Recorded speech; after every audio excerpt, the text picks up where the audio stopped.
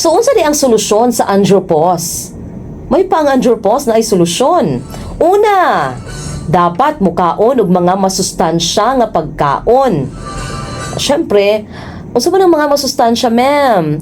Kanang mga kompleto sa Go, Grow, and Glow. Ang usa ka plato in a meal naa kay grow, naa kay glow, naa kay go. So go is carbohydrates, mga rice, something like that. Glow, mga fruits, vegetables.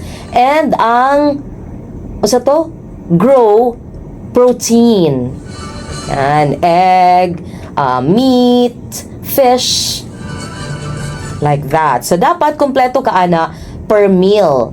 Healthy lifestyle para nga malikayan ang pag-ubos sa imuhang testosterone level. Sunod, ipadayon ang regular. Daw biog wala ko'y regular exercise, ma'am. Unsa man ako ipadayon o di mag-exercise na kag sugod karon, diba?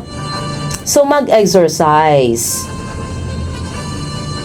Next, ikaduha, magpa-check up sa doktor aron mahibaw-an nato kung unsa hinungdan sa atong gibati. Kay basig feeling nato nag-andropause ko. Nag-andropause ra ko.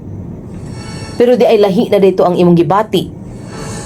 Dapat daw mag-amping ta sa pag-inom og mga supplements. Dili daw ta basta-basta mag-inom og mga supplements para sa testosterone.